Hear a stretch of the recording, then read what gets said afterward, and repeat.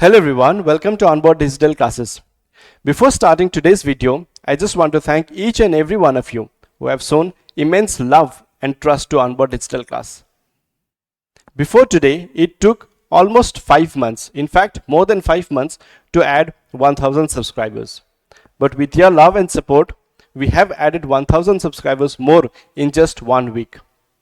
So thank you very much for supporting the channel.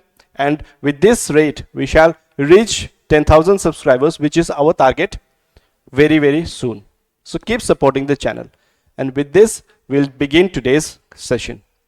As you all know that we are in this journey of completing important current events of 2024. Today, in this video, we shall be discussing important current events from the month of August. Let's begin the class. To begin today's session, let us discuss by knowing about Rashtriya Vigyan Puraskar 2024. So Vigyan in itself means what? It is given in the field of science and tech, right? And in order to recognize, honor outstanding contributions to science, tech and innovation, Government of India has bought this Rashtriya Vigyan Puraskar. And this is the inaugural session. That means this Puraskar is starting from this year, right? And there are 4 categories that this Vigyan Puraskar is divided into. Number 1 is Vigyan Ratna Puraskar. It is equivalent to Bharat Ratna because this is of the highest honor, right? And this time Dr. Govinda Ranjan Padmanabhan has got this award. All right, Vigyan Ratna Puraskar. And who is he? He is the celebrated biochemist and the former director of Indian Institute of Science, Bengaluru. All right. And second part is Vigyan Sri. All right. And third is Vigyan Yuva. Vigyan Yuva is especially to encourage young scientists. All right. And fourth one is Vigyan Team. And this time, Team Chandrayaan 3 has got this Puraskar of Vigyan Team from the Government of India. Alright, so it's very important that you must keep in mind. Next is, as per NSO data. NSO means what? National Statistical Office. Okay, they came up with one report. What was the report? There is a gender disparities in financial inclusion in Bharat. Okay. The latest men and women report by the National Statistical Office NSO reveals a stark financial disparity between men and women. Okay, and they are saying that while women own a significant portion of bank accounts, okay, there's been a significant improvement in the holdings of the bank accounts as far as women is concerned, but their share of total deposits remains disproportionately low, right? Irrespective of them holding bank accounts, but then their share of deposits is disproportionately low. Okay, this according to this report, indicating a deeper rooted gender gap in financial status. Right? There is a gender gap in financial status. And what are the key findings of this report? First is ownership versus deposits. There are some data that you must keep in mind. Okay, especially this is relevant for mains exam. You can quote this data while writing the answer. Okay. As of March 2023, women owned 36.4%, that is 917.7 million of 2.52 billion individual bank accounts.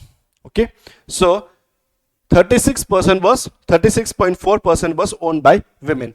However, only 20.8% of the total 187 trillion deposits in their accounts belong to women. Okay, so you can see there is a gap. 36.4% is owned, but as far as deposits is concerned, they have only 20.8%. All right. Next finding is urban-rural disparity. The gap is much pronounced in metropolitan areas. Right?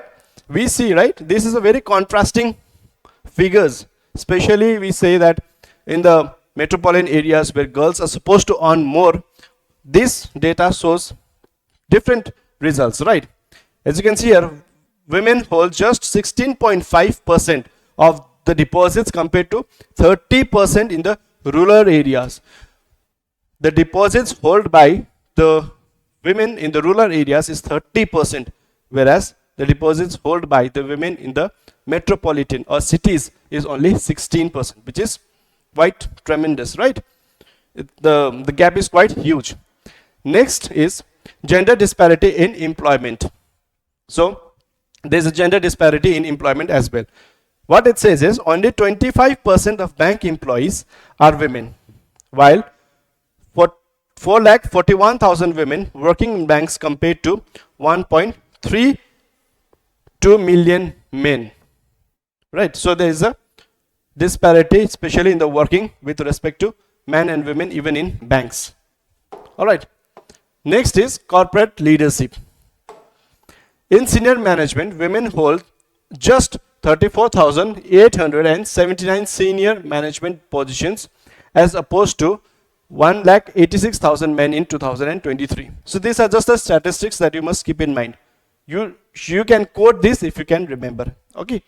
Although there has been an increase from 23,600, exact number is not supposed to, you're not supposed to remember exact number, but just you should have a brief idea about it. All right. Rise man has been more substantial, because it's not possible to know about 23,685 women. So this is not possible. You just have to have a brief idea. All right. Next is board membership.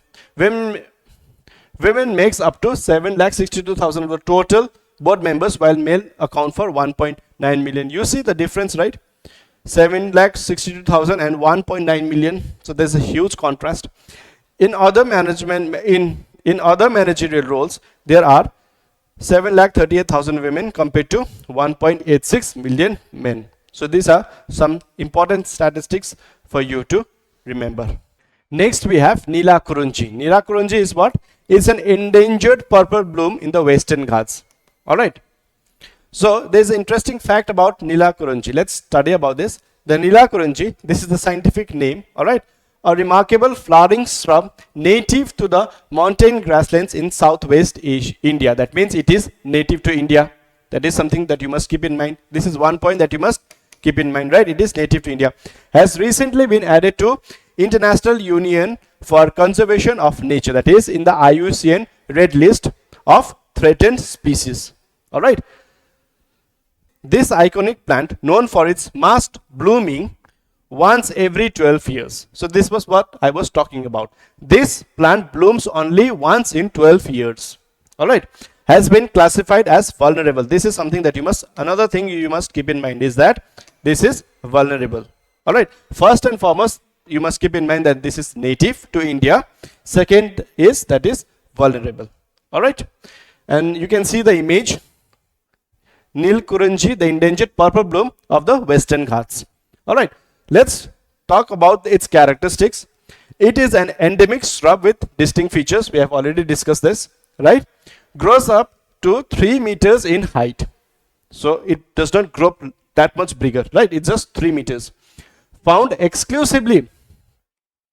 These type of words makes huge difference, especially when you are doing examinations, right? These are extreme words, but it is found exclusively in high altitude solar grassland ecosystems. All right. It occurs in 5 mountain landscapes of southwest India. Thrives at elevation between 13,040 and 26,000 meters. Not that much important. You just have to keep in mind that this is a native species, blooms once in 12 years, right? And it is exclusively found in high altitudes. All right. Moving ahead. Next, what we have is ancient solar calendar, which was discovered in Turkey, or it's Turkey, right? As you can see here in this image. So scientists have deciphered that this, the image that you can see, it is nothing but it's a ancient calendar. All right. In a groundbreaking discovery, archaeologists may have uncovered the world's oldest solar calendar at the renowned archaeological site of Göbekli Tepe. I don't know, I think this is how you're supposed to pronounce, I'm not too sure about it, in southern Turkey. Just one thing you must keep in mind, if question comes, then this name becomes important. All right. Moving ahead, implementation of RTE. RTE means what? Right to education, right? The minister, the Union Minister of State for Education, Jayant Chaudhary, disclosed this in the Rajya Sabha. What did he say? He said that as of August 7, 2024, 4 states, that is Punjab, Telangana, Kerala and West Bengal, have yet to implement the Right to Education Act 2009. That means these 4 states have not even enacted right to education. Alright, as of January 7, 2024. Education is on the concurrent list. We know that we have three lists, right? One is union list, second is state list, third is concurrent list, right? So education falls in concurrent list. That means that is the reason why these Punjab, Telangana, Kerala and West Bengal have not yet implemented Right to Education Act 2009. Alright. India's first grain ATM was launched in Odisha. We have seen ATM where normally people go to take out money, right? Now there is a grain ATM where people go to take out grains. Alright. And this was launched in Odisha. Odisha government introduced the state first grain ATM, a new technology designed to improve food distribution under the National Food Security Program on August 8, 2024. Right? This machine is a part of central government's Annapurti program and was developed with help of World Food Program. This becomes important, right? This is another fact that you must keep in mind to enhance food security in our region. Now let's discuss more about National Food Security Program, right? The National Food Security Act, that is NFSA, passed in India in 2013. So this was in 2013. This was already passed in 2013, which aims to provide affordable food grains to about 2/3 of the population. So what is the aim of National Food Security Program? To provide affordable grains to 2/3 of the population. Alright. The act covers 75% of the rural people and 50% of the urban people, offering 5 kilograms of food grains per person each month. Okay. Another fact to remember, 5 kilograms of food grains per person each month. It also includes provision for nutritional support for pregnant women and children, recognizing the right to food as a basic human right. Right? Not only that, but also it is focused on providing nutritional support. Alright. Next, let us discuss about Annapurti initiative. Right? The Annapurti initiative is an important program started by the Government of India in 2021 to help people get healthy food. So the main aim is to give healthy food to people, right? It aims to improve access to nutrients food for those in need. So the focus is also in nutritious food. Alright. The program uses technology to make food distribution more efficient and focuses on growing food locally to lessen reliance on outside resources. So there has been a use of technology as well. It works with local farmers. Again, very important point to remember, right? To help them grow more crops and include educational about good nutrition. And finally, the initiative also supports eco-friendly farming practices. Right? That means less use of pesticides, insecticides, right? And aims to tackle hunger and malnutrition. So this is the initiative of Annapurna, and it was Annapurti, and it was bought in the year 2021. So there are important facts that you must keep in mind. Alright? Because these things are in news. And the very important event that took place in the month of August is Guru Ghasidas Tamor Tiger Reserve is the third largest tiger reserve in India. Alright, it is the third largest tiger reserve in the country after Nagarjuna Srisailam Tiger Reserve, that is in Andhra Pradesh, and Manas Tiger Reserve, that is in Assam. Alright, so overall this becomes 56. Overall this is the 56th tiger reserve in India, but this is the third largest tiger reserve in India. Alright, the GGTB, that is Guru Ghasidas Tamor Pingla Tiger Reserve, is located in Chota Nagpur Plateau. Again, location also is important. Okay, it is situated in Chhattisgarh and partly in the Bagelkhand Plateau. So this location also is important that you must keep in mind. Alright, situated in Chhattisgarh. Next is Mitra Shakti. It's a military exercise between India and Sri Lanka. Right. Recently, the 10th edition of the India-Sri Lanka joint military exercise Mitra Shakti that recently began. Alright. It is the largest bilateral exercise being undertaken by the Sri Lankan government. India's other exercise with Sri Lanka is Slinex, that is with Navy. So this is nothing to explain here. Just you must remember important points. For instance, India's exercise with the Navy is called SLINEX, SLINEX. Okay. And Mitra Shakti is the military exercise with Sri Lanka. Okay. Next is, we have had the conclusion of Paris Olympics in this year, right? August, in the month of August. So the Paris Olympics, what was the India's performance? India's performance was not very good, right? As you can see here, the Paris Olympics 2024 have concluded with India finishing in the 71st in the medal tally, that a decline from 48th place in the Tokyo Olympics.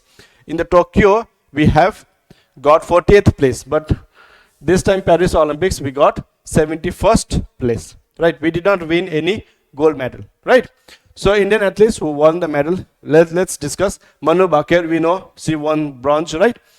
Women 10 meter air pistol event, and again Manu Bhaker with Sarabjit Singh, bronze again in 10 meter pistol event, right?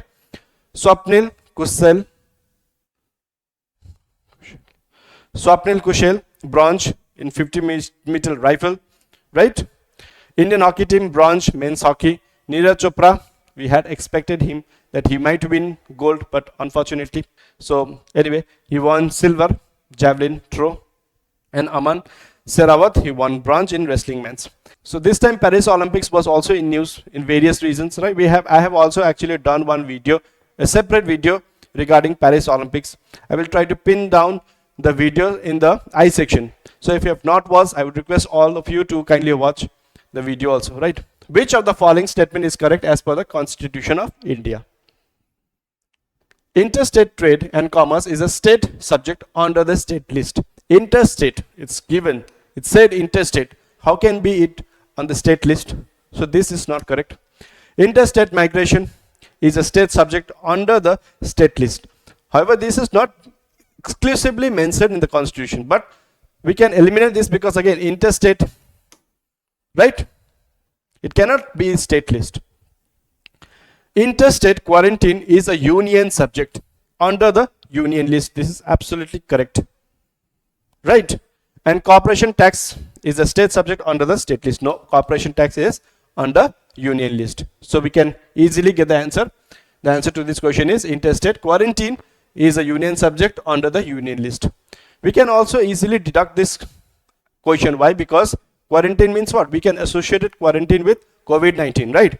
Who implemented quarantine? It is the central government that implemented quarantine, isn't it? So we can easily guess the answer also.